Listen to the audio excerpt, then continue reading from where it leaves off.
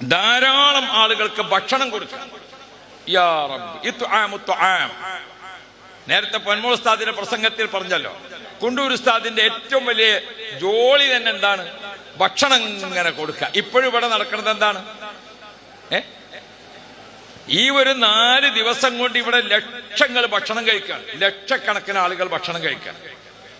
ഈ കഴിഞ്ഞ 17-ാം തീയതി മിനിഞ്ഞാന്ന് ദുബായിൽ ബഹുമാനപ്പെട്ട കുണ്ടൂർ ഉസ്താദിന്റെ ഉറൂസ് മുബാറക്ക് നടക്കുകയാണ്.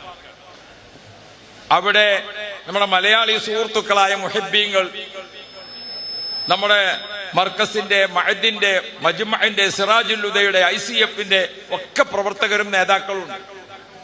ഒറ്റ നോട്ടത്തിൽ ആ ഹാൾ ഇങ്ങനെ ഇരിക്കുന്നത് 700 ചില്ലാനം ആളുകൾക്ക് ഇരിക്കാനുള്ള ഹാളാണ്. ആ ഹാള് നിറഞ്ഞു കവിഞ്ഞു, അത്ര ജനം.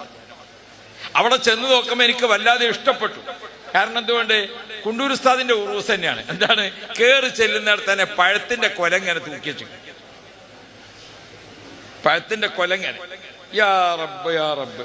കുണ്ടൂർ ഉസ്താദിന്റെ മഗ്‌രിബ് നിസ്കരിച്ചത് തുടങ്ങുന്നത് തന്നെ ഏതാണ്? ആരംഭപ്പൂവായ ചൊല്ലിയിട്ടാണ് തുടങ്ങുന്നത്. ദുബായിലാണ്.